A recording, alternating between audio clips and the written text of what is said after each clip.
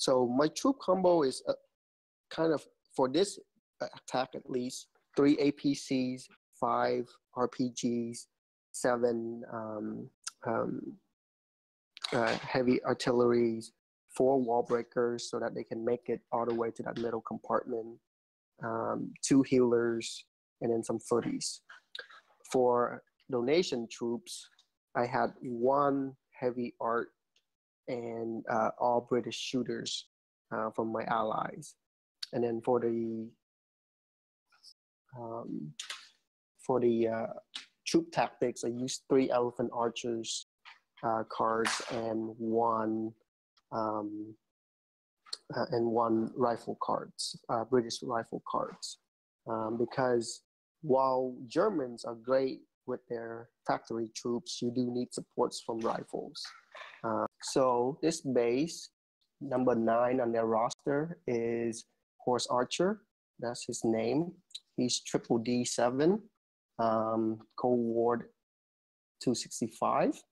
Now, if you kind of slow down the base and kind of stop it, you can see that he has majority of his buildings are Cold War level. There's some towers are still atomic. There's a couple garrison that are still global. But so this is not a max Cold War base by any chance. And this layout is not the one that we see commonly anymore, because now I feel like all the big bases that we see are Rose or Valentine bases. So this one is a little bit different. So I guess I will kind of go over, when I look at a base, what do I, think first, and that's going to dictate how I approach things. So for one, as I mentioned, in the attacking group, tackling the hardest bases from the enemy. So I want guaranteed 5-star versus time. So for these kind of bases, I never try 4-corner approaches anymore, because I've tried it in the past and they don't work. And especially when I know they unloaded stronghold full of EA elephant archers, you just gotta be careful, not splitting your army too thin. So for this base, the silo is right in the middle, so it's not gonna be easy to get to. And then as you can see, he has basically made it to prevent a kind of 4 corners attack with mortars and his redoubts or machine guns tower now in those area. And I'm sure there's gonna be traps all over those area. His TC is actually at the edge, so that's an easy QV. So if you attack from the forest side there, you don't have to worry about, missing QV or anything. The other thing that I want you to notice as far as weak spot is by his castle.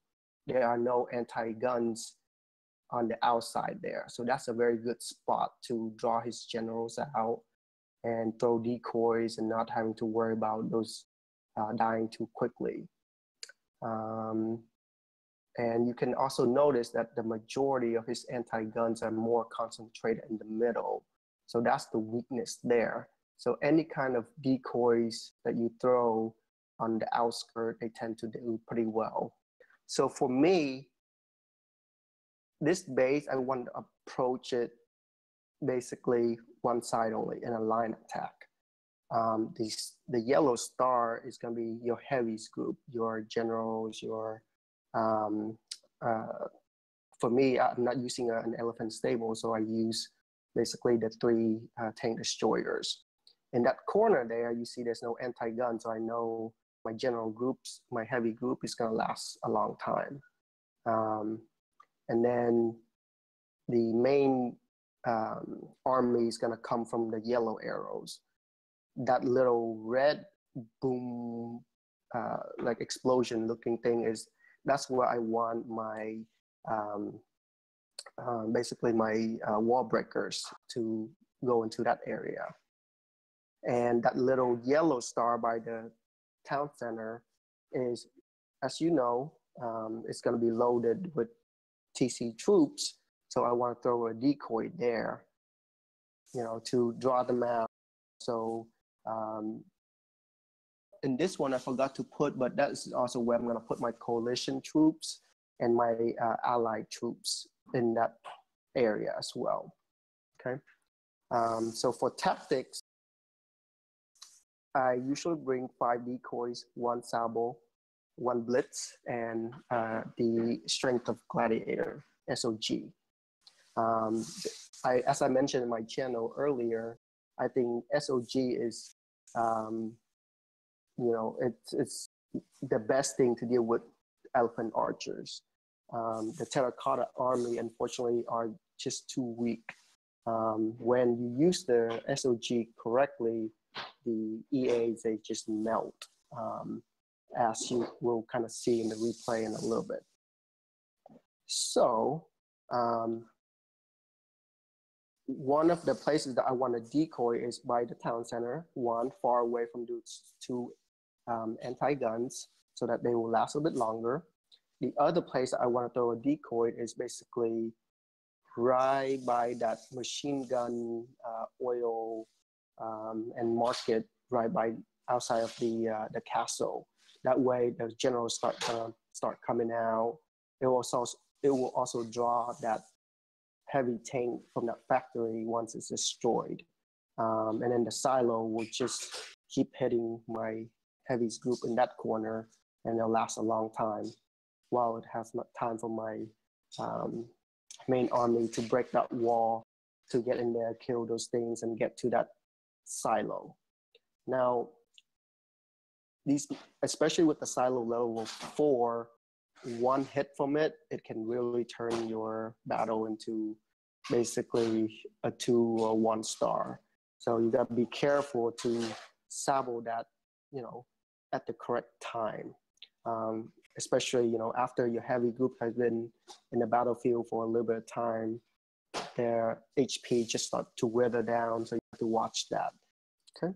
So usually right after I have my plans, I usually go through my drop sequence at least 2-3 times in my head before the battle, because once that timer starts, you're not gonna have enough time to think, hey, well, I'm gonna drop where. So usually for me, I drop 1 footy first in a corner where it's isolated, where there's no spawning building. So that way it will start drawing the forest defender. The next is going to be obviously the heavies group to draw that silo fire. That corner is usually chosen so that basically it's away from a lot of the factory, the heavy tanks spawning from the factories or from anti-guns, because those going to make that group die really fast. And then, of course, the next is the main army. But I usually deploy my elephant archers first. The reason is they are powerful. They will start to take down a lot of the buildings first, and then they will also pretty much, they are almost like a tank. So they will take a lot of damage initially, especially if you are unfortunate enough to get some forest defenders spawning at where you want to deploy. And then next is the main army. And in that case, you can deploy, I usually deploy my APC first because they take time to, their footies to spawn. And then my bazooka or RPGs, so that they can, kill any incoming tanks. Because the heavy artillery are more fragile, they tend to be deployed a little bit later. In that very upper right corner, that's where I put my footy, start drawing the forest defender. And unfortunately, as you can see, the forest defender come in the place where I want to deploy my army, which sucked, but that's why I send my planes to kind of hopefully kill some of them before they mess up my drop. And then my heavy groups in the left corner, my alliance troops and my coalition troops. with a decoy to draw all that fire from them, elephant archers, and the main army. The beauty about German troops is that because the factory troops take up a lot of space, the drop is much faster than if you were British. If you were, if you bring, let's say, 60 British shooters, even if you three-finger drop, it still takes a lot of time. So that's one of the advantages for Germans that a lot of people don't think about, is that you have very fast deployment of your whole main army. And that's what I love about it. So as you play the video, I brought with me 4 wall breakers, and they did its job in those walls that I wanted to break down, that allowed my army to reach that that mortar early and that castle. And as you can see, because I put a decoy right by the castle there, the general, and there's no gate nearby, the generals start to go around it. That allows my army to basically kill the generals without them engaging directly onto my army early. Now, as I mentioned about the silo earlier, it did had 1 hit off my army. Fortunately, it hit a part that was in a lot of my army. So when that happened, I was like, oh crap, this is gonna turn out badly. Fortunately, a lot of my army still survived that silo hit and made it to the next compartment. And as you see now, after I sabo that silo, I can destroy it. And then, of course, the stronghold troops came out. I always reserve at least 2 decoys, if not 3, for the EAs, because they burn through the decoys super quick. And then, of course, I use the SOG, and you see how fast they melted. They were just gone within seconds.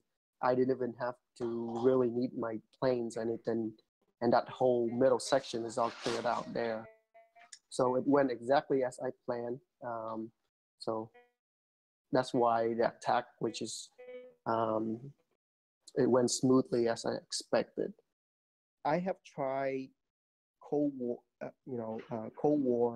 British troops. I just cannot take down these 260s, 270, 280 plus with British shooters. And that's why I changed to Germans.